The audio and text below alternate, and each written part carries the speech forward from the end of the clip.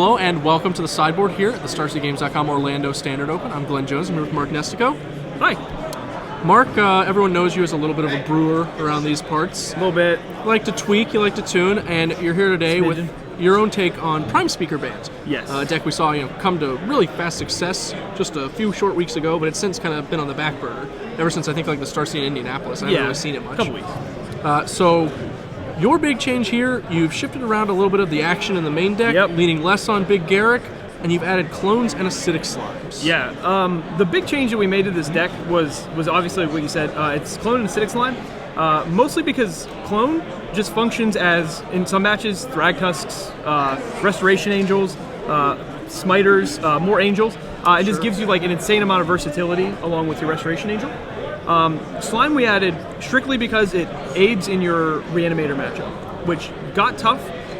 We put in these two, and the matchup just started improving. You would just play one on turn 3 or 4, blow up one of their lands, and it's funny, like, their mana base isn't as good as you think it is until you start really blowing up their lands, and Restoration Angel with Slime, I mean, obviously it's insane. Yeah. Casting an Angel of Serenity is definitely particularly difficult for a Reanimator deck, so you're kind of forcing them onto the Unburial Rights plan once you have Acidic Slime just in your deck.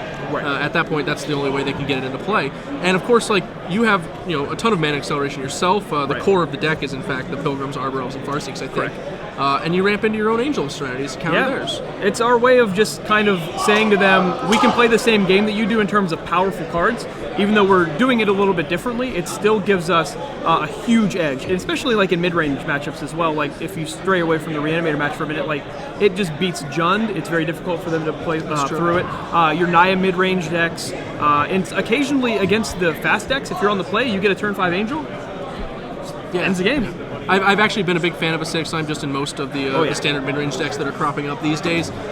It's really good against all of the control decks, especially in conjunction with Restoration Angel. Nefalio Drowner and Kessig Wolfrun are just two of the biggest cards to hit, and it gets them both. Plus, reasonable amount of versatility on other cards that some people might show up with. Random things like, Assemble the Legion, Staff of Nin. It's Death Touch too. Like it trades. Like it's a 2-for-1 at worst, and that's something that not a lot of cards in the format can say that they are. I think Clone is really the more exciting of the two, even though we're sitting here singing the praises of Acidic Slime.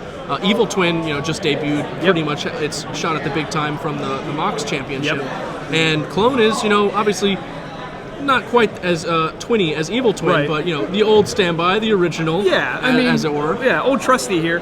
I'm a huge fan of clone effects. I played Solar Flare for forever, and this is not Phantasmal Image, but in some scenarios he's actually better. One of the really neat interactions that I got to have today was having a Thragtusk in play that I was able to clone, that I was then able to Restoration Angel the clone, which then gave me another beast. This came into play as the Restoration Angel, blinked the Thragtusk again, gave me more life, gave me another beast, and it's just one card was able to do all of that, and you couldn't do that without clone. Just completely swung around the game. Yeah, it was an awesome introduction by my two best friends, Sheridan Michelson and John Dean. Like, they just told me, play this card, trust us, it's been awesome, and I played it in one game, and I was like, yep, I'm sold. Like, that's it. I mean, really, the better that your opponent's cards are, the better Clone is, as silly as it sounds to just come out and say it.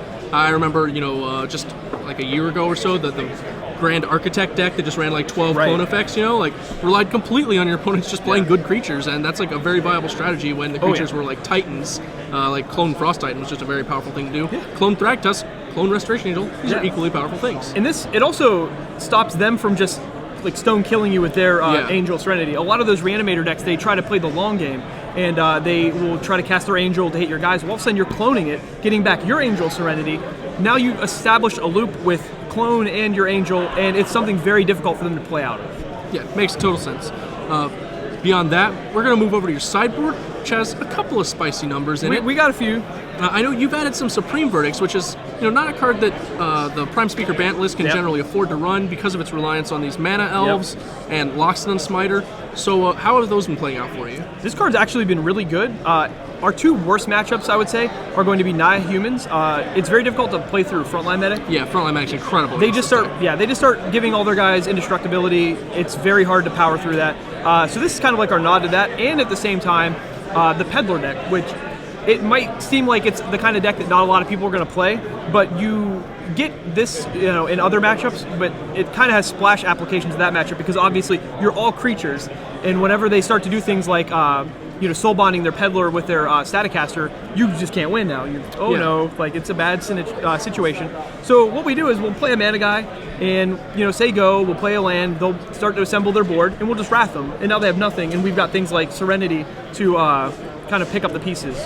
Makes sense. Your Reanimator hate of choice, you opted not for Rest in Peace, Nope. not for Purify the Grave, for Memory's Journey. The I Gotcha card all day. What sold you on this one? I played against Junk Reanimator 3 times today, and in every single scenario, this card was the reason that I won. And that's Kubi, actually, that gave me that little bit of sideboard tech. Number one, it's an instant, so you can keep doing things, and you can hinder their plan while you're continuously doing things. You lose a little bit of ground whenever you play Rest in Peace because your Angel of Serenity is so powerful. That's fair. You want to be able to return your Prime Speakers, your Thrag Tusks, grind them out. This card just makes them play like entirely differently. You get to remove 3 cards from their graveyard, okay, but now it's in your graveyard. So they can't just go off again. They have to start playing fair games against you. So drawing 1 is usually enough to just end the game. Drawing a second one just pretty much seals up the fact that they have to play fair Magic with you, and you're obviously not a fair deck. So okay, that makes total sense. Tristani, sort of additional Rock's Faithmender. I know I've seen like a mix of those showing up in various decks. How did the Tristanis play out for you as opposed to the Faithmender? Well, she has a really big tushy, so she's able to just block everything. And when you play her on turn 3, those decks that are relying on things like casting their Flinthoof Boar and giving it haste, or just swinging in with 2/2s and 3/3s, they can't push through her without either 2 for 1ing themselves, and if you untap with her and you've got a creature in your hand, like they might as well just extend their hand. Like there's really very few amounts of things outside of like Aristocrat or Thundermaw Hellkite that can push through this, and you just punish them for keeping those like cute aggro draws that don't really have any sustenance behind them. So all of a sudden this comes down, and then Thragtusk comes down. You start blinking your Thragtusk, and it just gets silly. The game is just, for all intents and purposes, almost over. Sure. She can just KO them, completely reverse them. And then you start proliferating. Oh, it's adorable. The other card in your sideboard is noteworthy. Selesnya Charm, card that used to see a lot of play in the standard format, has kind of disappeared again, like so many of the other cards we've seen. Brad's been really championing this deck, I agree with card, I should say, over in the booth. And it's been playing out for you today? Yeah, 100% agree with Brad. It has so many applications. I was able to get my opponent earlier because he just sent in with his mana guy, and I was just like, I'll make a 2/2 block it. He was mana screwed probably the whole game at that point, just from one small thing. Against Reanimator, you can remove their angels from the game. Obviously, very key. Now they're losing that application. Against Jund, it's actually very good. You can start to remove their Olivias when they start pinging your guys. It gives you now 2 Olivia if you can't just clone her.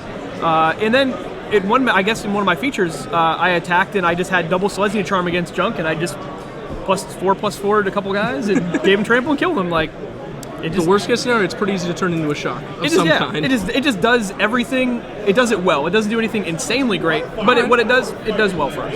Well, before I close this out here, let's give one more shout out to your spiciest of main deck bullets, the Collective Blessing. How many people died to Collective Blessing?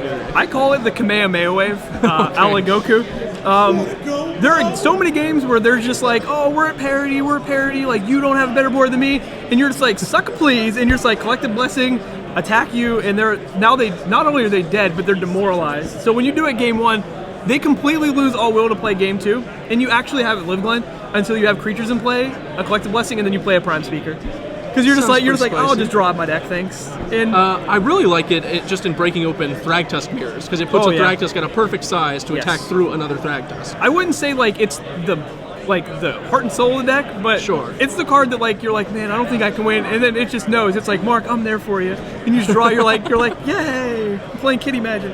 Well, a subject of fortuitous timing and a little bit of power. So tons. Thanks for joining us, Mark. Hey, it was my pleasure. Thank you. Great take on the deck. Thank you.